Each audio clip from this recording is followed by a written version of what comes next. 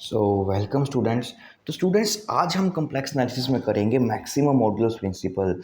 और आपको इतने अच्छे से मैं समझाने वाला हूँ ना, एक एक चीज़ आपको प्रॉपर क्रिस्टल क्लियर क्लैरिटी होगी, है ना। तो जल्दी से हमारे चैनल को सब्सक्राइब जरूर करें, है ना। अब देखिए, तो आपको सबसे पहले मैं इसको रिलेट कराता हूँ थोड़ा सा रियल एनालिसिस से, है ना।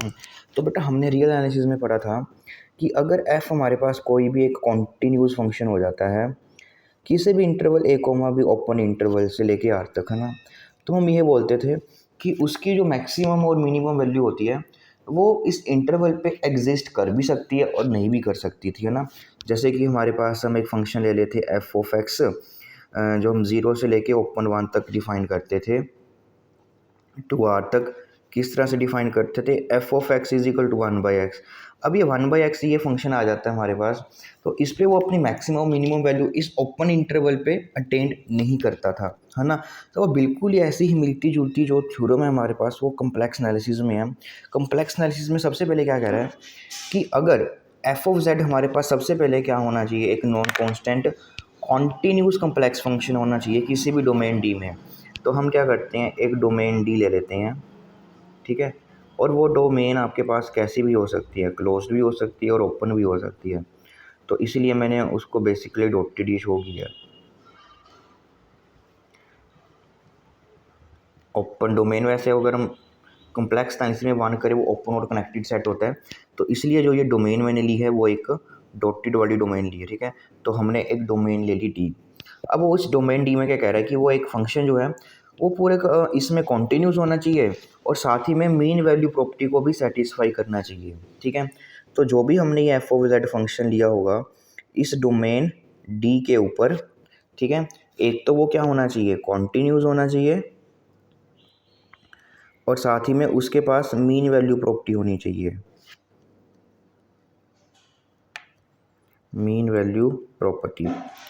तो अगर उस फंक्शन के पास ये दो प्रॉपर्टी होती हैं, अब जो मैक्सिमम और मिनिमम की आपको पता है कि कम्प्लेक्स नंबर को हम कंपेयर नहीं कर सकते, है ना। तो इसीलिए एफ ओ जेड की मैक्सिमम मिनिमम की तो बात नहीं करेगा, वो किसकी बात करेगा, जब हम इसका मोड ले लेंगे।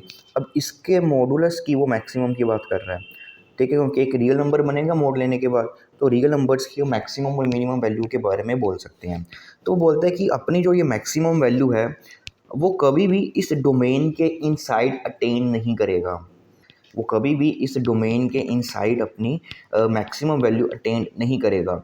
इवन कि हो सकता है कि इस डोमेन में उसकी कोई मैक्सिमम वैल्यू आए ही ना, है ना, वो इन्फिनिटी मतलब कि अनबाउंडेड फंक्शन हो जाए इस पूरे के पूरे डोमेन में। तो बहुत सारी पॉसिबिलिटीज़ हो सकती हैं, ठीक है। जैसे कि इसने बोला है that is mode F does not attain is maximum value in D unless it is a constant. जब तक वो एक कांस्टेंट फंक्शन ही बन जाता तब तक वो इस डोमेन डी के अंदर अपनी जो मैक्सिमम वैल्यू है वो अटेन नहीं करेगा, ठीक है। तो यही बेसिकली इसका मतलब है, ठीक है। अब इसको आपको मैं एग्जांपल से भी समझाता हूँ। जैसे कि मैंने एफ ऑफ जेड एक फंक्शन ले लिया, one over one minus z, ठीक है। और हमने डोमेन डी ले ली mod z less than one, ठीक है। ऑन डोमेन डी, डोमेन क्या ली, वो सारे के सारे कम्प्लेक्स नंबर्स जिनका मोड लेस देन वन है, ठीक है। अब मान लीजिए ये मेरे पास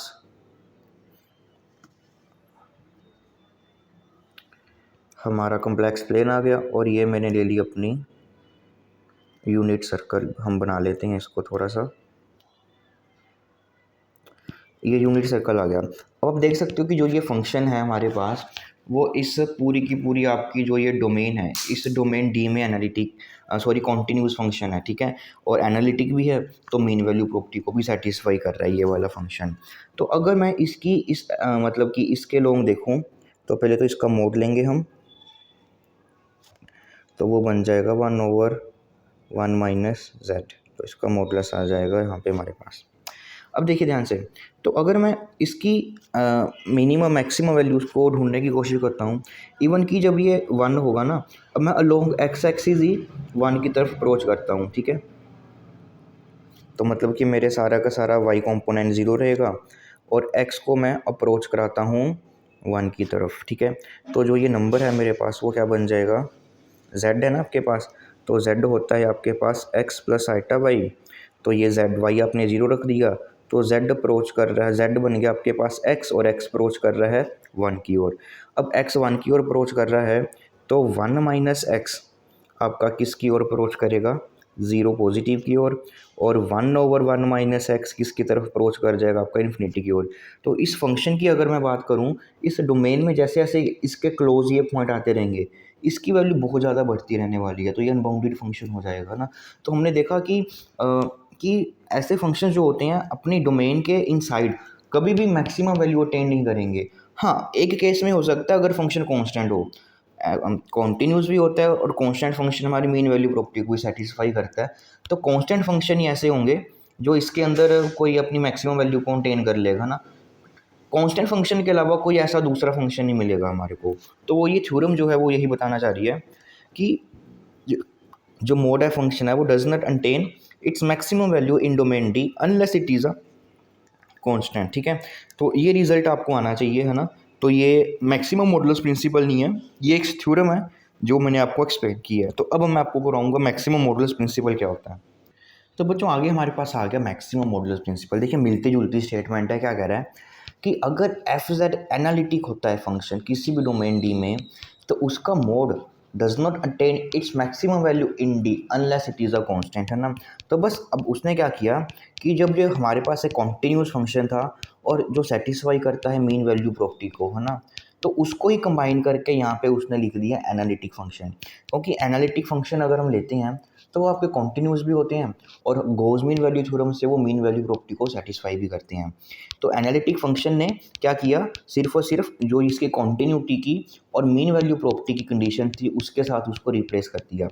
तो मीन्स अगर एफ अगर आप एनालिटिक फंक्शन लेंगे किसी भी डोमेन डी में, तो वो अपनी मैक्सिमम वैल्यू कभी भी इनसाइड द डोमेन अटेंड नहीं करेगा। अगर कर भी रहा है तो ऐसा सिर्फ एक ही फंक्शन आपको मिलेगा जो क्या है, कांस्टेंट फंक्शन।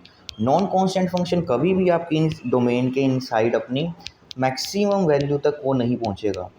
ठीक है, तो ये था आपका मैक्सिमम मॉडुलस प्रिंसिपल। अब क्या होता है कि इसके आगे ही थोड़ी सी इसकी एक्सटेंशन आ जाती है कि चलो ओपन डोमेन डी में तो उसने नहीं किया, बट क्या अगर मैं इस डी की बाउंड्री भी इंक्लूड कर लूँ तो क्या वो करेगा, तो वो देखते हैं अब हम।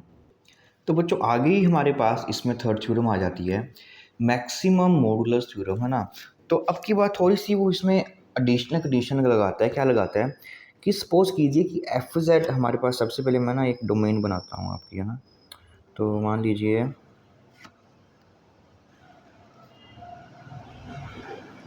ये मेरे पास कोई भी एक डोमेन डी है और वो बोलता है कि जो ये फंक्शन है हमारे पास इस डोमेन में एनालिटिक है। ठीक है, साथ में एडिशनल कंडीशन क्या लगा दी कि अब की बार वो कॉन्टीन्यूस होना चाहिए उसकी बाउंड्री पे। इस डोमेन में आपके पास क्या है, वो एनालिटिक है, और जब मैं इसकी बाउंड्री को ड्रॉ कर दूंगा, ठीक है, तो ये इसकी सारी की सारी बाउंड्री वाली लाइन होगी।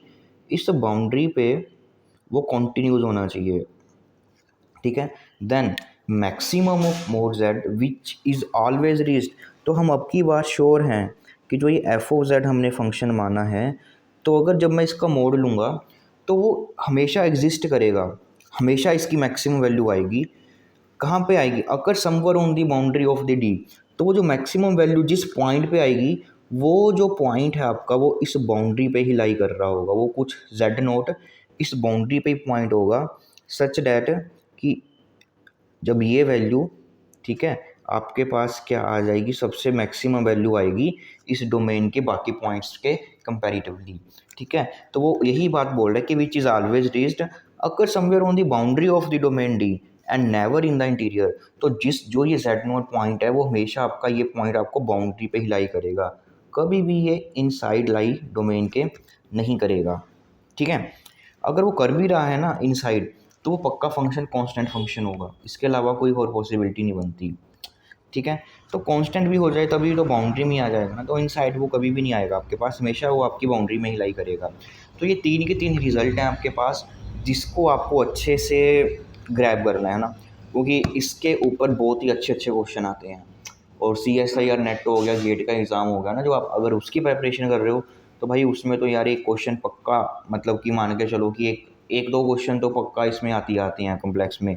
मैक्सिमम मॉडुलस प्रिंसिपल हो गया, मिनिमम मॉडुलस प्रिंसिपल हो गया ना, तो इसकी स्टेटमेंट्स आपको बेटा अच्छे से क्लियर होनी चाहिए कि है क्या। ओके, तो अगले लेक्चर में मैं आपको करवाऊंगा बेटा मिनिमम मॉडुलस प्रिंसिपल, बिल्कुल ही मिलता जुलता है, बस इसमें हम मैक्सिमम की बात करते हैं, उसमें हम मिनिमम वैल्यू की बात करेंगे। तो बेटा अगर वीडियो अच्छी लगी हो तो वीडियो को लाइक शेयर ज़रूर कीजिए और चैनल को सब्सक्राइब करना मत भूलें।